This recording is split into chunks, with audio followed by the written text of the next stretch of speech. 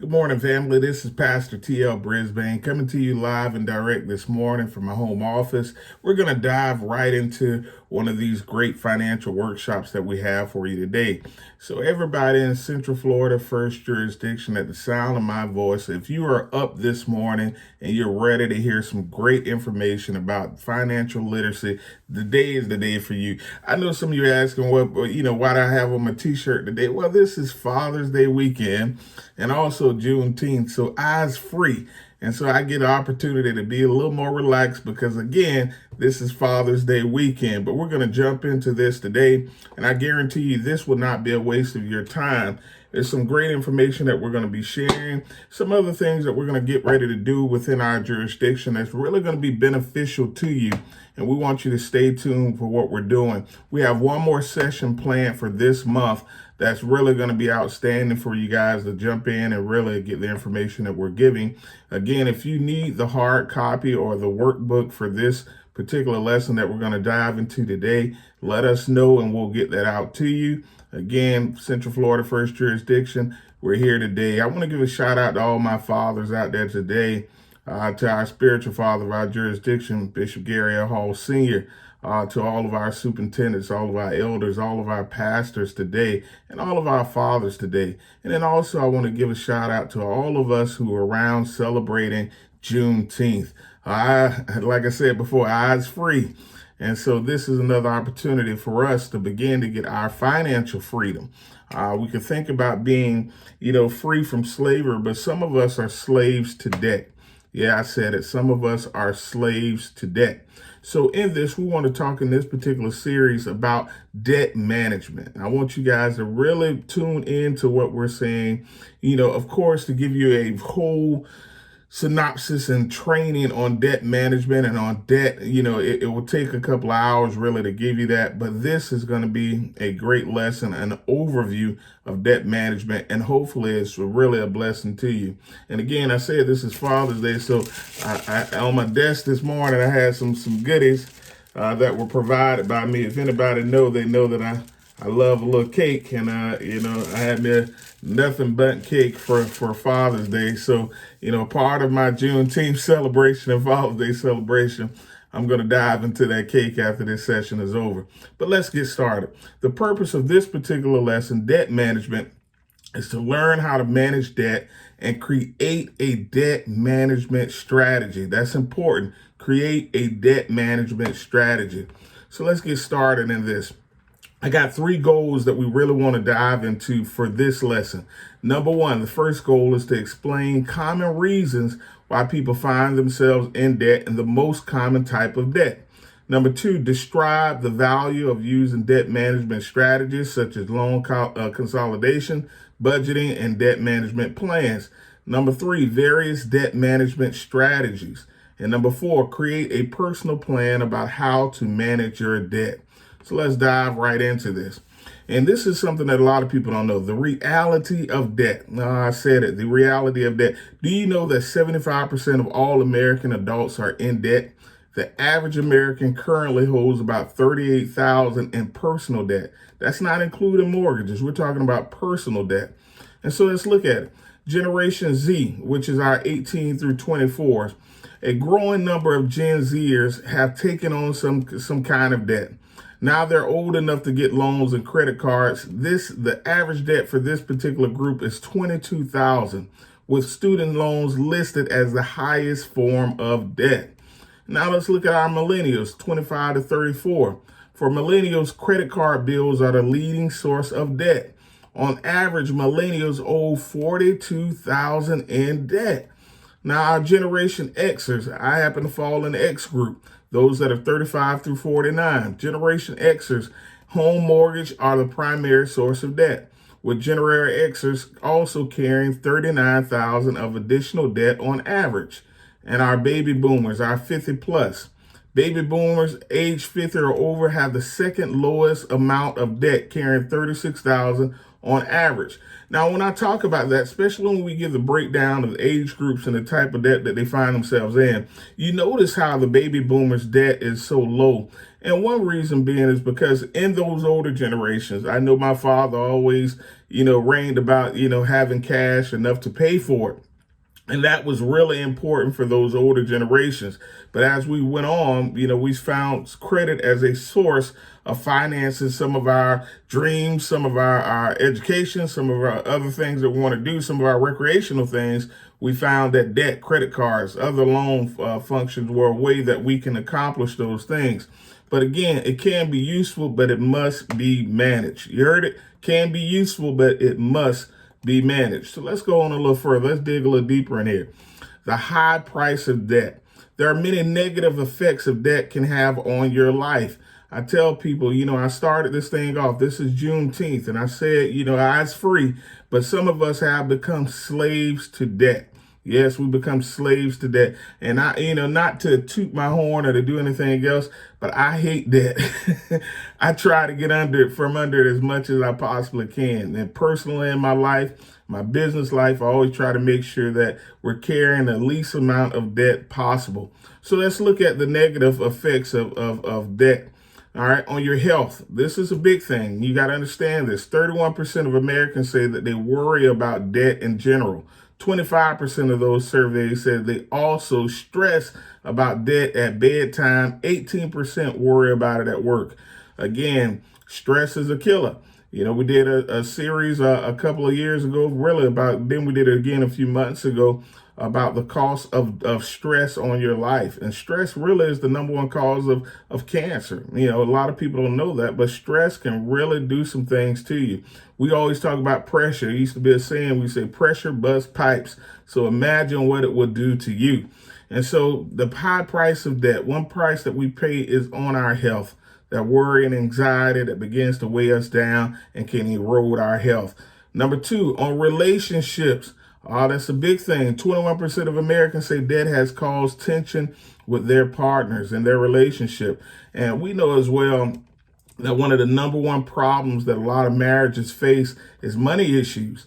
Two different debt styles trying to come together, two different management styles trying to come together that can cause that tension, that can be such a big rift that can break a family up. And so it really weighs on us, on our relationships about debt. And then number three, last but not least, the heavy price of debt, your future. 15% of millennials say that they have held off getting married, held off having children because of debt.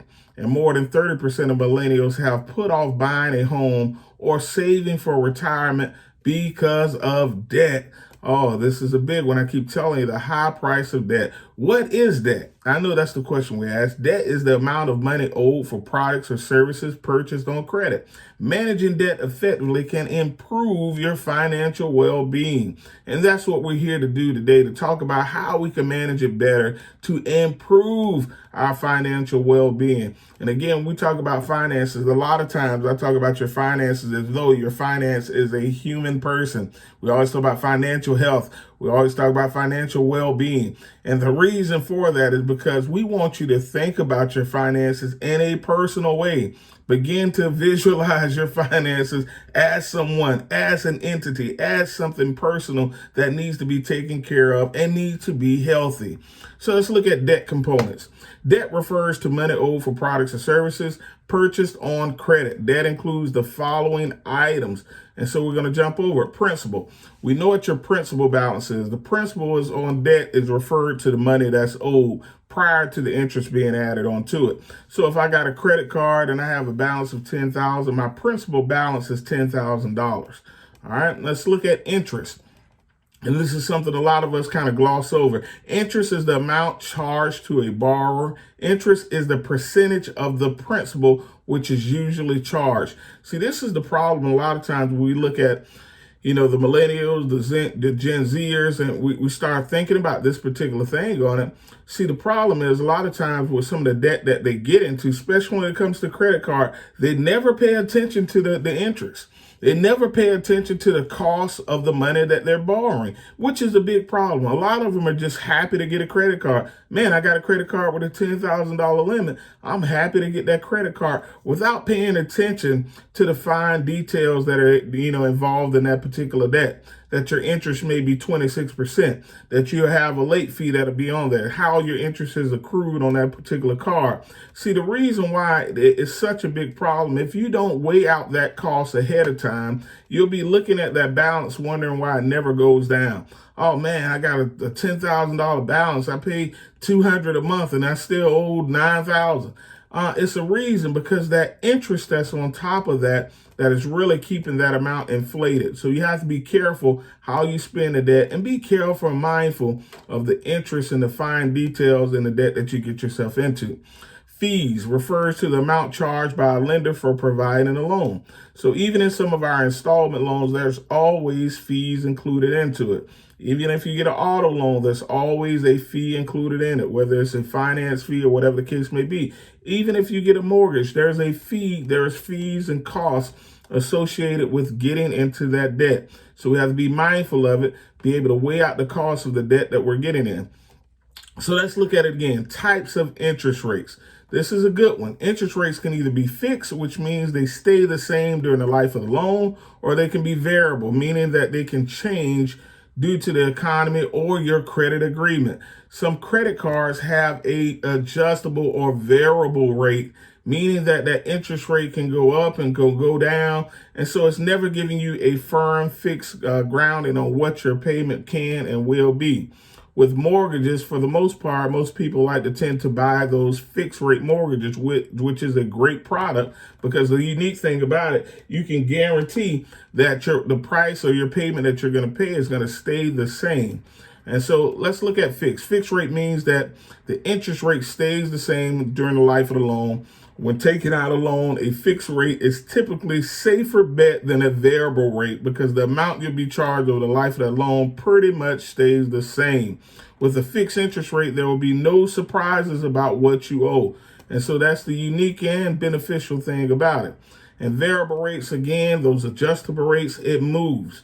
So it may be low and then it goes up, it may be high and then it goes down, but it moves. So sometimes it will surprise you at their payment amount or the interest that you're being charged on a particular debt. All right, so let's continue and go a little further. All right, now this is a good one. Hopefully you got your pen and paper out. We're going to calculate, or we're going to look at simple interest. Simple interest is interest calculated on the principal amount of a loan. To calculate simple interest, you can use this equation. So this is something. Hopefully you got your pen and paper out. If not, if you need the hard copy of this, we will send this out to you. All you have to do is send a request. We'll send it. We can send it digitally, where it's a soft copy where you can download it, or we will send a hard copy to you, the paper where you can read over this. But simple interest. Interest equals principal, which is the amount owed, times interest rate, times time period or term. So this is how you calculate simple interest. Interest equals the principal times the interest rate times the period owed, or the term. And so if you look at it, if we want to lay that out, it'll be I equals P times R times T. So interest equals principal times rate times term. So let's, it's an easy way of calculating that. Some important things to know about simple interest. Simple interest is calculated when you multiply the daily interest rate, that's that R, by the number of days between payments. So the payment frequency. Car loans and other short-term loans and personal loans usually are structured as simple interest loan. Simple interest works the best for consumers who pay their loans on time each month. So it goes back to that paying as agreed. We talked about that big time on our credit class, and also in our debt class, being able to pay as agreed, pay as you stated you would. And so it's a real important thing to that. All right, let's look at this. I got this one example for you, and I'm gonna give you this, and I want you to hear good. The regrettable rooftop repair. So this is just one of the examples that we put together to kind of give it, a visualization of this. So Ralph's roof started leaking. When he called the roofing company, they quoted him $3,000 for the repair. Rain is in the forecast and his mother-in-law is coming to visit, so he needs to fix the roof right away. Ralph doesn't have any savings at the moment because he just purchased a new car and paid his son's college tuition. Ralph decides to charge the $3,000 repair to his credit card. How much will this charge cost Ralph in interest? How much will he be paying off this debt? So again, $3,000 on his credit card. How much would this cost him? So Ralph needs to make an emergency roof repair. This is something that he can't avoid. This is something that came up. Remember when we talked about in savings and budgeting, always preparing for that rainy day. Get in the habit of saving money so you have money set aside for this rainy day. So in this particular instance, he had to make it happen. So I want to give you a visualization of this. So the roof repair is $3,000. The interest that he owes on this is 17%. 17%. His minimum monthly payment is $50. And so if we look at this and see how much it'll take him, if Ralph makes this monthly payment of $50 per month on his credit card, how long will it take him to pay this $3,000? And it really will be something that if we think about this, again, Ralph making this payment, it's really going to be something that's going to be on him. And it's going to take him at least, this says 135 months to pay off this debt. And so we think about this, only making the minimum. Making minimum payments is not what we want to do.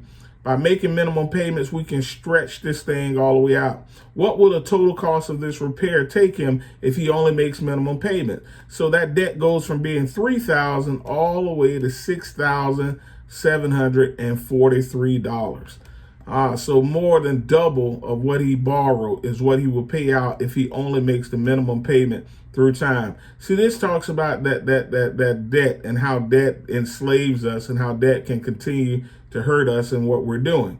And so let's go a little further on this. How a debt affects your credit scores. This is a big thing because we talked about this as well. How does debt affect your credit scoring?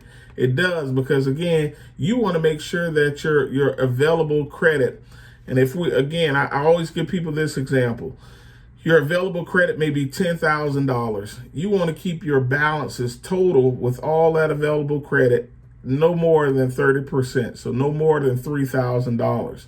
If you go above that 30% threshold, it begins to drop your credit score. And so the factors that affect your credit score when it looks at debt, payment history is always big. Available credit, meaning the available credit that you have, you want to keep that under 30%. That's another big way that it can hit you. Credit history, making sure we pay as agreed, as we stated. That's very important in order for us to do this and do it right. And then new credit, the new credit that we acquired, this new credit card that he acquired for this was another inquiry on his credit report. This is another application that was taken. So it does marginally begin to lower his credit score. And then last but not least, when we think about this, the types of credit.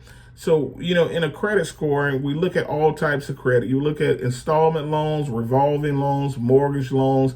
And so this is another type of credit that you're using. It's always good to have a mix of the different types of credit that you're using. But again, it can hit your credit just a little bit. Who has access to your score? Oh, when you make a loan, having a low credit score affects you just much more than just the ability to get credit. Your credit score may be checked more often than you think. So you have to look at these agreements when you're signing up for some of these credit cards or some of these things that you're doing, because it gives access to those lenders or those creditors to your credit score. They have the authority to pull when they want to. So we look at one, credit card companies and other lenders. These companies will review your credit to find out if you're eligible for a credit card loan. And then number two, you think about this. Cell phone companies can pull your credit score to see if you can, get a cell phone account with them. And then number three, rental properties. Now, if you go to rent a property, used to be before you can have that first month, last month in deposit, you were good, but now they have to pull your credit. All right, let's look at number four. Any utility companies. Now, utility companies use your credit before they can issue you or before they can install or set up a utility account. Now they're pulling your credit. And if your credit is bad, they make you put down a deposit.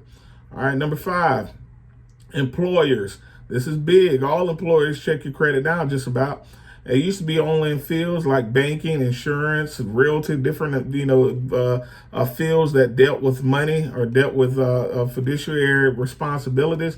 But now a majority of all companies are pulling your credit. And the government now pulls your credit. If you're getting any type of government assistance, they're going to pull your credit just to see where you're at and see how you've been using that money and to make sure you're doing the right things.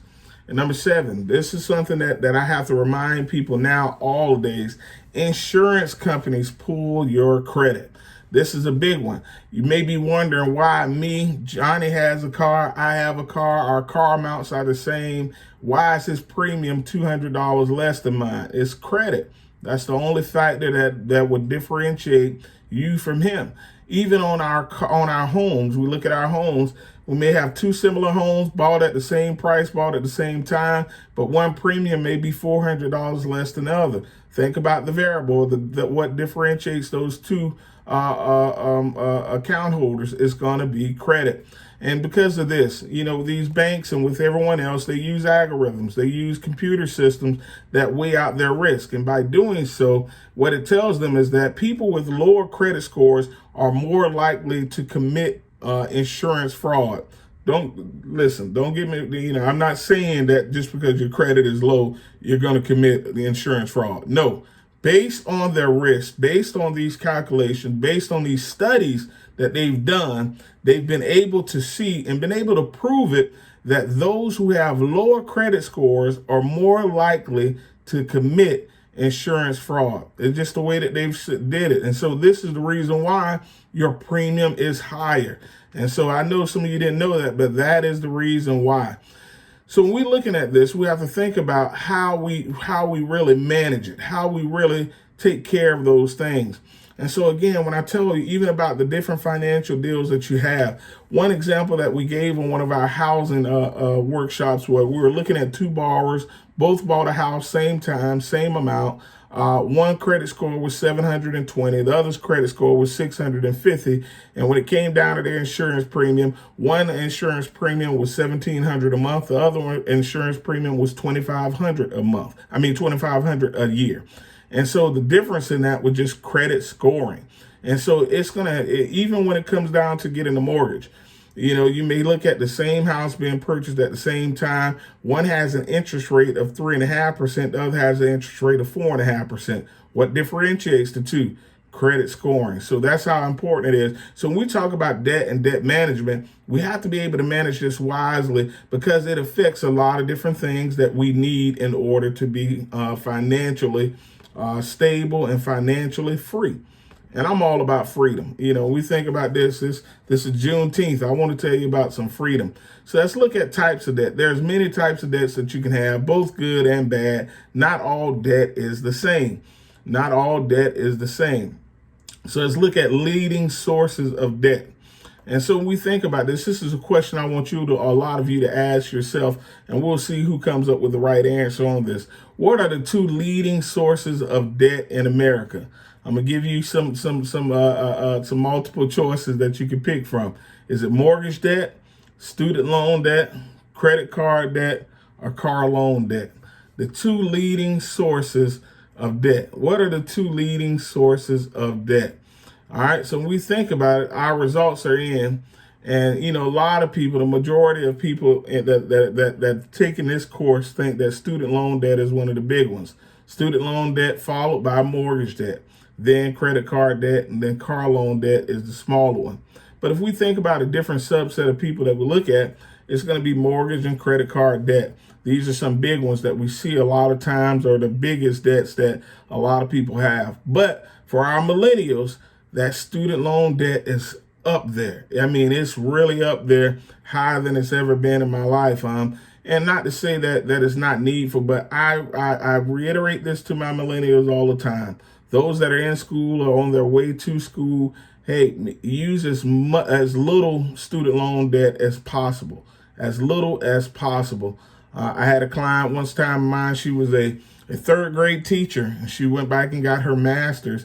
And we pulled her stuff, and she had $170,000 worth of student loan debt. And I was shocked. I was like, all you got was a master's for $170,000. You should have a doctorate and a doctorate on top of a doctorate, but some millennials have gotten into the exercise of using student loan money to live off of. And then some of them have created pretty good lifestyles for themselves and living off of student loan money. Now, again, it's student loan is to help you, go along, but it's not to make you live a lavish lifestyle while you're in school. So you have to be responsible about that. And I'll tell this, and all my parents that are on here at the sound of my voice, I'm going to tell you something that I do not do, and I will urge and encourage you not to do it either. When it comes to student loan debt, I would not take out a student loan in my name for my kids. That will not happen. And I learned this over some years, of having clients come in, who are in their 60s and they're still paying off student loan debt for that son that never finished college, or that son that's not even working in that field, and you're paying off $40,000 worth of debt and you can't retire yet. And so learning this from one of our financial advisors, he always pushed and encouraged. He said, hey, let those kids take out their own debt. And the reason being, kids who have that student loan debt in their name are 10 times more likely to finish college, 10 times more likely to work in that field that they studied for, 10 times more likely to be more financially responsible. See, when the debt is put on the parents, it's out of sight, out of mind for the kids. So they're having a good time, fun time Charlie, while the parents are paying off the student loan debt. So I always urge people and tell them, be responsible about that. Tell your kids to apply for as many scholarships and grants as they can, and tell them not to be afraid or ashamed to struggle in college. I tell people when I first got in college, I ate ramen noodles every way that you could eat them. I didn't even know you could fry them, but I tried it one time and they were all right, because it was a struggle, and I didn't want to live beyond my means while I was in school. And so I had to find other resources and things to make money and finances for myself and not dig myself in a deeper hole of debt. All right, let's look at other types of mortgages. We talked about other types of debt. We talked about what a mortgage is. We know that a mortgage is a loan that is taken out in order for us to purchase a home. Our home is the collateral for that loan. And so we know that much, and we know that this is a good form of debt. And let's look at credit cards. Credit card debt makes up a large portion of debt for Americans. Total U.S. credit card outstanding balances stand at $987 billion for the United States, which both includes revolving and transacting balances. Oh man, just think about that. $987 billion is how much we owe as Americans in credit card debt. Again, student loans, I told you about that as well. The average household shoulders about $46,500 in student loan debt. The average. So that's meaning they're taking all these subsets together, adding together, and the average is about 46 grand, nearly 50,000. So we have to think about that. Car loan is another form of debt. The average American household spends about $27,000 in car loan debt. So that's another thing that we have to be mindful of and check. So when we think about this, where's all the money going? So according to a recent survey, people are charging 15% of their credit on dining, nightlife, 13% of their credit on personal passions and hobbies, and 13% on personal care, and 10% on leisure and travel. This is where our money is going to. These are the things that are most important to us. I would tell you, as a way to begin to take back your financial freedom, instead of having those percentages for hobbies and personal stuff, leisure, I would have those percentages going directly at attacking that debt. Good debt versus bad debt. Not all debt is created equal. Debt from investments is typically considered a good debt because it has the potential to earn you money in the long run. However, even though good debt can help you in the long term, debt is still debt and needs to be paid back. So we think about that. Again, investment debt, that's a good debt because it has a payoff. It has a payoff at the end. So let's think about good debt again. Good debt is that debt that provides you with a financial advantage because the rewards you receive from the purchase counter the cost. Mortgage debt is considered a good debt because mortgage or home is an appreciating asset. So again, the money that you're paying toward that home goes into a box. This box is called your equity. And so once you pay this loan off, all that money that you paid into it, once you sell that home, you should be able to get all, if not maybe sometime more than what you put into it. So it's considered a good debt. And so we think about this way. It's also considered a good debt because it's tax deductible. And the property has a tendency to increase in value over time. Right now, as we see the market going stupid for real estate right now, we see where people purchase homes just last year or in the past 3 years that are now increased $50,000 in value. So it is a good debt. So we think about that way. Still must be responsible about it. Student loans are also considered a good debt as well. And the reason being, it's a reason why they're considered a good debt. Not all times do they fulfill that moniker of being a good debt, but they're considered a good debt because the education that you're getting should set you up to have a great career. And so it should set you up to go into a career field that will have you at a higher level income and give you the ability to pay those debts off. So that's what it should have. Now let's look at some bad debt. Bad debt. Bad debt is the debt that comes from using credit cards with high interest rate to pay for things like dining and entertainment when you don't have the money to pay it back. I'm going to say it again, when you don't have the money to pay it back. Some financial experts consider new cars to be bad debt because they depreciate in value soon after the purchase. That's true. You can have a brand new car. As soon as you drive it off that lot, it loses $5,000 in value. It just does. I mean, you went less than a mile and the car is already depreciated $5,000. So a lot of times they say buying a brand spanking new car is not a good debt. It's not a good debt. It's a bad debt because the depreciation happens so quickly. And within 10 years, the depreciation almost goes half of the amount of the car that you purchased. If you purchase a car today for $50,000, or let's say a car today for $40,000, in 10 years, you'll be lucky if that car is worth $20,000. Lucky if it's worth $20,000. Most likely than not, in 10 years, the car is probably going to be worth between $12,000 and $15,000. So it's a depreciating debt. So it's not a good debt. And so we have to think about this. But back to credit cards. Remember what I told you before about having your available credit at a certain level. You want to keep it at 30% or below. And the reason being, if you're above that 30%, what it looks like to a lender or a creditor is that you're using the credit card as though it's cash. As though it's cash. And by doing that, you're setting yourself up for a financial fall. Again, you know, if your available balances or available credit is $10,000 and your balances total up to $8,500, you're at 85% of your available credit. You're setting yourself up for default. God forbid something were to happen and you miss a payment or something else, it's going to all tumble and fall. And so you want to make sure that you're responsible with it. And then the other thing about it, when you're spending it like it's cash and you don't have money, you may be saying, I'll spend it. I know I have at least enough to pay the minimum payment each month. That's not helping you at all. Again, you're painting yourself into a corner and you're not going to be able to win.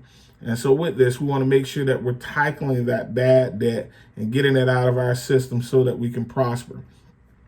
Debt to income ratio. We talk about this in our mortgage course a lot because it's so important. It's almost as important as your credit score when you go to get a mortgage loan. Debt to income ratio, your monthly debts divided by your gross monthly income, can be a useful tool to assess your financial health. Again, you want your debt to income ratio to be at 43%. At 43%. And the reason being, if anything were to happen to you, God forbid, any catastrophic injury, you're out of work for a period of time, you want to be at 43% because at 43%, studies have showed you're able to maintain your bills until you get back on your feet. But if you're above 50% and something were to happen, it all falls down. Trust me, Kanye had the song, he said it all falls down. Financially, it will all fall down if you're above 50%, because then you have no way of getting yourself out of that hole. You have no way of maintaining your responsibilities if your income is cut significantly. And so you want to make sure your debt to income ratio is 43% or less. I will encourage you to get it at 33% or less. It's a good exercise to have it as low as possible. All right, let's continue on. I want to give you some more information about this. And so when we think about our debt to income ratio, again, you can add this up, you can calculate it, you can situate it out so you know what your debt to income ratio is. It's important for you to know it. It's important for you to be able to calculate it. It's important for you to be able to do this so that you can manage it. So now let's talk about managing debt.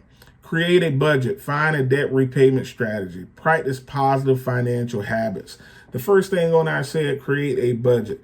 I tell people like this, all successful companies have a budget. All successful governments have a budget. City government has a budget. All churches have a budget. And it's a reason for that. It's so that they can forecast what they're going to spend out, so they'll make sure they're earning what they need to in order to maintain the responsibilities of their debt. And so if all major corporations, if all churches, if all nonprofit groups have a budget, don't you think you need one? It's important that you have one. So let's think about creating a budget. Many financial experts recommend using the 50-30-20 rule. And I'm going to get into that right now. I want you to write that down. 50-30-20 rule to create a budget. And so we think about this, it breaks down your finances or your spending in 3 categories: needs, wants, and savings. Say it again: needs, wants, and savings. So your needs should be at 50%. Your wants should not exceed 30%. And your savings should be at least 20%. All right?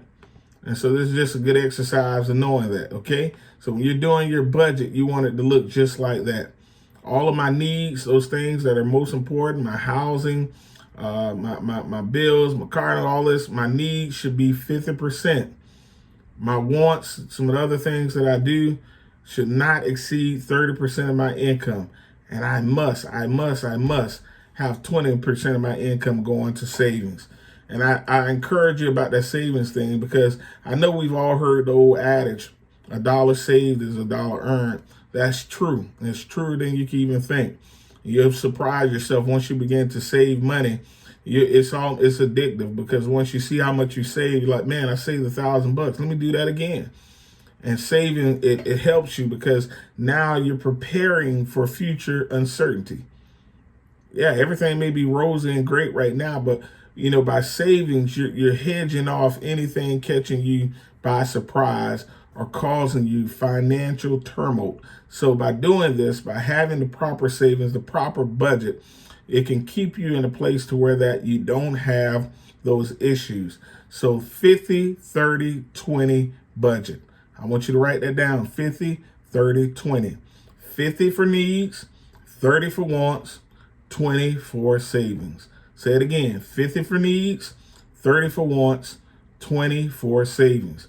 And by doing this, you're going to have I'm telling you, it will really set your finances, how they say, on fleek. It will set your finances up in a proper way, a healthy way. All right, so let's go on a little further. Savings and debt recovery. You have, if you set aside 20% per month to go towards savings and debt, but where should the money go? Consider using these funds in this order recommended by financial experts. So when we're thinking about that 20%, what do we do with that 20%? Do we just sit it aside? Do we just put it in a mattress or whatever?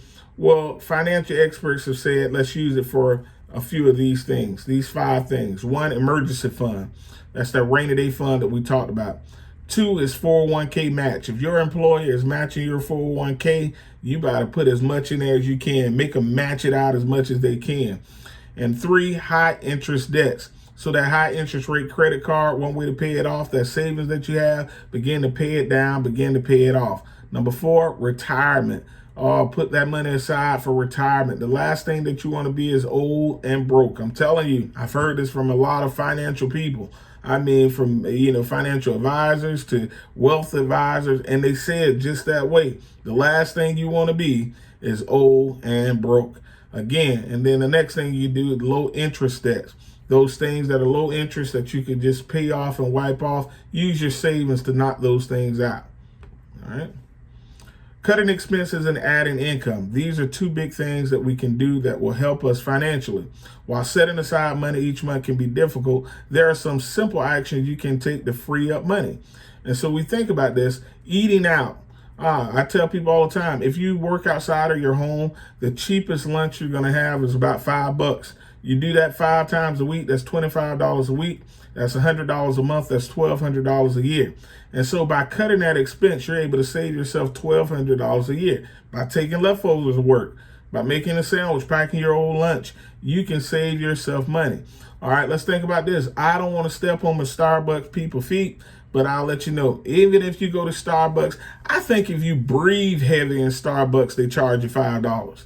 You know, I think if you go in there and you say, $5, I mean, I just believe that. You know, everything in there, I've never went in Starbucks and came out and spent less than $10. I never have. And I spent less than $10 and feel like I only have 1 cup and a pastry and spent about $12. And so you want to think about that.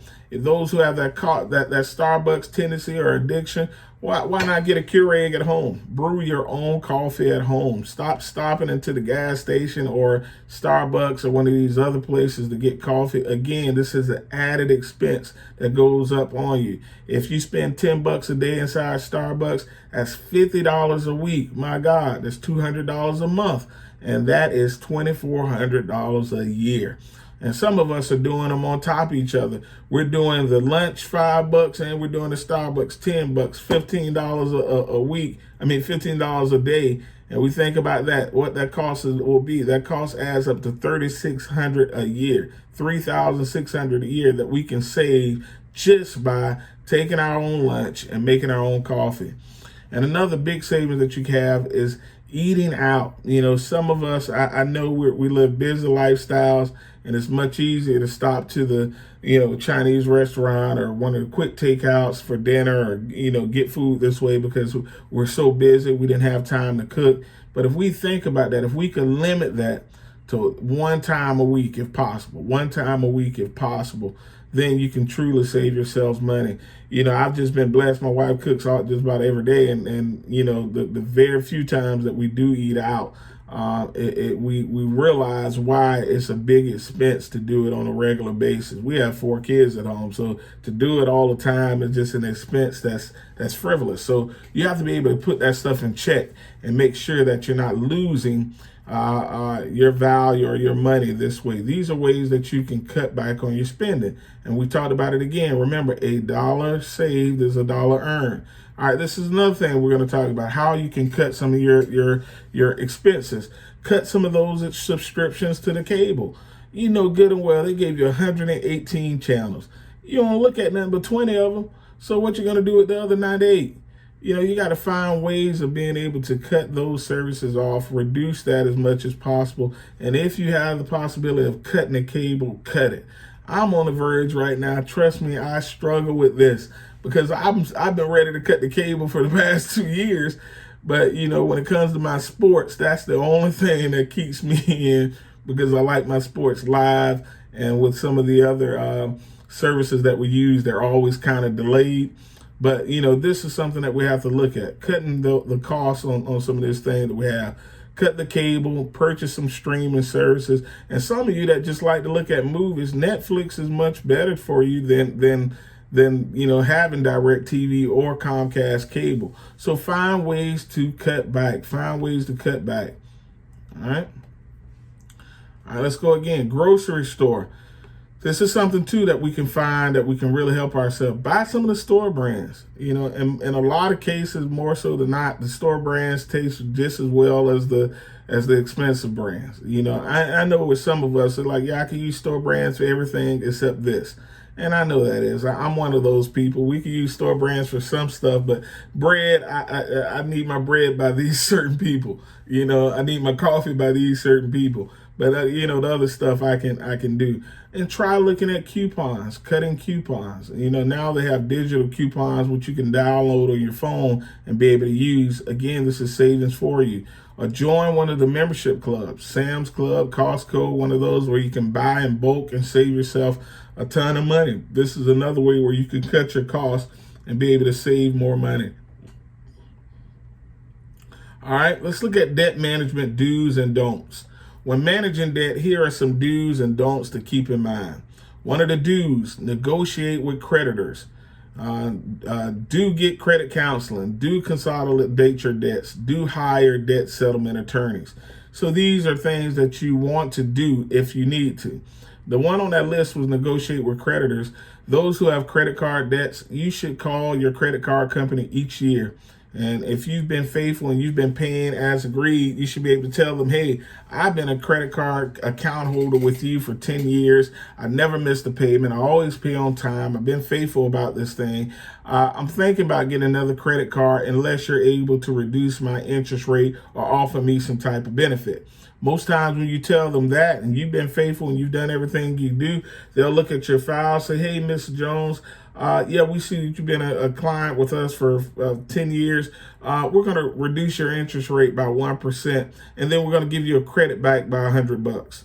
You'll be surprised. A lot of us don't know that because we just never ask. You have not because you ask not, but they're waiting for you to ask the question. Those are benefits of being a faithful account holder. They're waiting on you. So as a yearly exercise, I normally call them and do this. And I go a little step further because I usually try to call on all my services and creditors. So I call on the cable company. I threaten DirecTV every year. I say, I'm cutting the cord. I'm cutting the cord. And they'll offer me an extra channel, or they'll reduce me or give me a credit back of $20 for that month. I call my credit card company saying the same thing. Everybody that you use, I call my insurance company saying the same thing. Like, hey, how can you reduce my premium? You know, I'm looking at this other company that's offering me this, that, and the third. And most times if you ask them that, they'll find ways to give you that benefit. They'll find ways to help you. But you have to ask the question. They're not going to offer it. It's something that you have to ask. Do get credit counseling. If you're in a struggle with your credit and you're trying to figure out how to maintain it and manage it, and you're just having a tough time doing it yourself, don't feel bad to go get credit counseling. And 3, do consolidate your debts. If you have an option to consolidate your debts, sometimes we can do it ourselves. Sometimes we can figure it out, especially if we have an abundance of credit card debt and our credit is in a good standing. We may be able to get a credit card where I can transfer balances. This is one thing that I've done. Where you have a credit card, you have a couple of credit cards, you're able to transfer those balances onto one card. You know, like you get a card that gives you 0% interest for 15 months and allows you to transfer those balances. So now you got an opportunity to transfer the balances from those other credit cards to that 0% interest credit card and pay it down over 15 months and really be able to consolidate that debt. Or you may be in a deeper situation and may need to use another company to consolidate all your debts together to where that you can manage them a little better. Or hire a debt settlement company or attorney. There are a few that are reputable that help people in doing this, where they call your creditors and they tell your creditors that they're managing your debt payments and they make sure that you're going to pay everything on time. But in order for you to be successful at paying those on time, you need some reductions. And so they negotiate for you so they can be reduced. Now, some don'ts. This is what I'm going to tell you. Don't close out of credit cards accounts. You know, you may pay it down to 0, but don't close it out, because if you close it out, you lose that available credit. And when you lose that available credit, your scores go down. Don't borrow from your retirement plan. Do I have a sign? I thought I had a sign where I can put it up. Don't borrow from your retirement plan unless absolutely necessary. Don't borrow from your retirement plan. All right. Number 3, don't trust all debt settlement companies without doing your research first. Don't just call any provider willy-nilly and just say, hey, I want you to know. Do your research. Google is great. It can find all types of information, ratings on these different companies. Do your homework first. Make sure you understand what you're getting yourself into. Now, this is a big one. Don't hide from creditors. Talk to them. Negotiate with them. Settle with them. You know, you'll have more power than you understand. Don't hide from them. You could dodge. You can hang up every call. You could rip every notice, but it's not helping you at all. Don't dodge them. You know, contact them. Face that right on and talk to them. Figure out how you can negotiate and how you can get in the best possible financial situation with them. So don't hide from your creditors. All right. Hopefully this has been good for you. Every time I teach this course, I just get excited because I'm thinking that those who are listening to me are really gaining a lot of information from it. Trust me, I have over 21 years of experience and in finances, and this is just something that I love to share. I love to share this. So let's talk about two ways of being able to pay off debt. We have the Avalanche method, and we have the Snowball method. Financial experts often recommend these two strategies for paying off debt quickly, and that's why they're known as Avalanche and Snowball.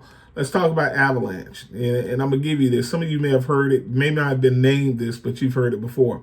The Avalanche method focuses on paying off debts that have the highest interest rate first, while paying the minimum payments on the rest of your debts. The high interest rate debt will end up costing you more in the long run, so it's good to pay that debt off as quickly as possible. That's what the Avalanche method is. And I have to pay that off first, because by paying that off first, again, I save myself money. I have to pay off that high interest rate first. That's the Avalanche method. Now, the Snowball method, which is a little different. The Snowball method is this, and let me tell you this. Snowball method focuses on paying off debt with the lowest balances first, the smallest debt first. It's a snowball method. Get that small one and it'll get bigger, get bigger, get bigger, and then you're able to finish. Snowball method is really psychological because it helps you. It's like biting off a piece of that elephant one chomp at a time. Getting that first small one knocked off, and now I got that done. Now you're ready to go tackle other debt that you may have. So it's the snowball method. All right, so these are the two methods that a lot of financial experts say will help you in the long run when paying off debt. Remember, we're talking about debt management, about getting yourself in a financial position to where you can get some freedom. This is Juneteenth, and so we want to talk about being financially free, debt free. Oh man, in our church every Sunday we talk about being debt free. And so when you can't pay your debts, many Americans are overwhelmed by debt. Know your options. There are options when you can't pay your debt. When you find yourself in those ways where you can't pay your debt. Debt will stay on your credit for 7 years. Debt collectors may sue you if you can't contact them or make payments or arrangements. Debt collectors sue you. This can lead to wage garnishment on some debts, liens on your property, foreclosure, or even repossession. What do? Talk to an attorney. Know your rights under Fair Debt Collection Practices Act, FDCPA. Communicate in writing. Save all your correspondence. So a lot of times, one of the biggest methods that we can do is open a line of communication with that creditor. You'll be surprised some of the benefits they have. I tell people this all the time, and I need you to understand this, that you want to talk to that creditor before you go into default. It's options for you before you go into default. So that first month when it really hurts to make that payment, that's the month that you want to reach out and call that creditor and say, hey, I'm sorry, I've never been late, but I'm in a financial problem and I need help. I don't want to go into default. What options do you have? They may give you a forbearance plan. They may give you a modification plan on that loan. They will help you, but first you have to reach out to them. And by doing so, you're able to find some financial freedom and also able to really save yourself from going into default. Now, if that doesn't work, then you may have to go those. And again, one of the last thing that you want to do, and I tell you the last thing, sometimes it's a necessity, sometimes it's unavoidable to do, but the last thing that you want to do, if you find yourself in a situation where debt has just taken over and you cannot get yourself out of this debt and you're trying to find a legal solution to alleviate the problem that you find yourself in, filing bankruptcy may be that option for you. Bankruptcy can give you a fresh start, but it's a serious step. So that's why I say before you do it, make sure you weigh out all the costs of doing it. A few years ago, we had a lot of attorneys and so-called advisors just telling people file bankruptcy, and like it was just something to do. This is a serious step that you take. Weigh out the cost of doing it before filing it. It can give you a fresh start. And I'm telling you, I don't want you to feel bad if you have to go that route. Millions of people have filed bankruptcy, millionaires and billionaires who filed bankruptcy at some point in time. If you have to go that route, that's what you have to do. But make sure you weigh out the costs and get somebody reputable with you to help you in that. So we think about the two forms of bankruptcy. Chapter 7 takes about 3 to 6 months to discharge that debt. Income must be below the state minimum. For people who do not have a lot of assets or property, this will be the right choice for them. Chapter 13, income is used to make payments over 3 to 5 years, must have high income to pay off those debts for people who plan to pay off debts within 3 to 5 years. So chapter 13 mainly puts you in a program or process of being able to pay off your debts, possibly reducing some of the interest, paying off just those principal debts, making those payment plans with your creditors to get yourself situated. Chapter 7 is just when you can't do it.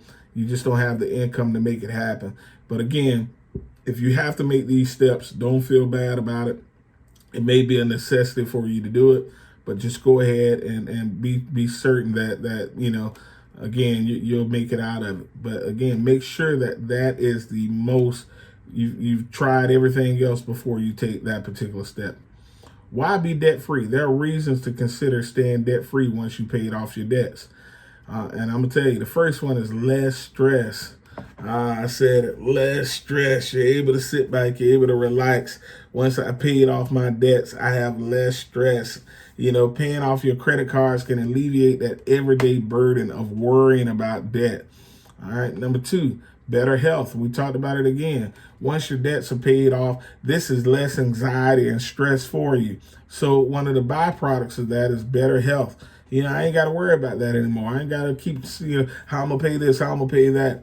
By getting yourself debt free, it's going to alleviate that pressure, that strain that you find yourselves in, and it can cause you to have better health. All right, improve relationships. Remember, I told you at the beginning of this course that one of the key factors that breaks up a lot of young marriages and breaks up some families are debt issues. So this can improve your relationships. You know, definitely those that are co-signing for people, hey, get debt free. I ain't co-signing for nothing. It'll help you. All right, confidence. It definitely can give you confidence. It will definitely give you a boost in your self-esteem, knowing that you don't owe anybody nothing. You know, so confidence comes from being debt-free. And freedom. This is Juneteenth. Freedom. Yeah, we got to talk about this. When you're living with debt, it can easily put your goals out of reach for you. It can put some of your goals on hold when you have a lot of debt. But once your debt is paid, you will have financial freedom to accomplish long-term goals. So this is one of the pluses to getting debt-free. This is one of the best things that you can do that can help you. And it has such long-term benefits for you and for your life to actually be debt-free. So in this course, we really dived into, you know, debt management. I want you to be able to gain all information about debt management so that you can live financially free and be able to obtain and reach your financial goals that you have. So I have 4 takeaways from this course that hopefully you gained and hopefully will be a source of you going forward in managing your debt. Number 1, there are many types of debt, but the worst debt is unmanageable debt. There we go. Number 2, creating a solid budget is an important start to becoming financially stable. Number 3, 20% of your income should go toward paying off your debts and savings, creating an emergency savings plan, and saving for retirement. Number 4, knowing your rights as a consumer and the available resources online would help you deal with overwhelming debt issues like collections and bankruptcy. So again, I thank you. Hopefully this is what you learned today. I want to ask this question for those who stayed around the whole time. Do you feel like you know more about debt and debt management strategies now that you went through this course with us? Do you feel a little more confident about what you're going to do and plans that you have for the future? Hopefully your answer is yes, and that this has been a great source for you. Again, if you need the hard copy of this, please let us know. We're looking and waiting to provide you with this information. This was a course that was provided to you by Bbva Bank. Now with PNC, we want to just let you guys know that it's our desire to create opportunities for you. This comes from the wisdom of our Bishop, Gary Hall Sr., that thought that we should put these courses together to make sure that we're providing financial information, financial literacy, and empowerment to our jurisdiction so that we may live a healthy life, a debt-free life, a financially stable life. Again, this is Juneteenth this weekend, Father's Day this weekend, and I want you to be able to be debt free. So you say, it's free. And so enjoy your weekend. This has been Pastor Brisbane, pastor at Higher Ground Church of God in Christ, also as the Vice President of Community Lending at Bbva. And I bid you a farewell, a great weekend. Happy Father's Day to you all. Happy Juneteenth to y'all. Now that I'm free from this course, I'm finna dive in some of this cake. God bless.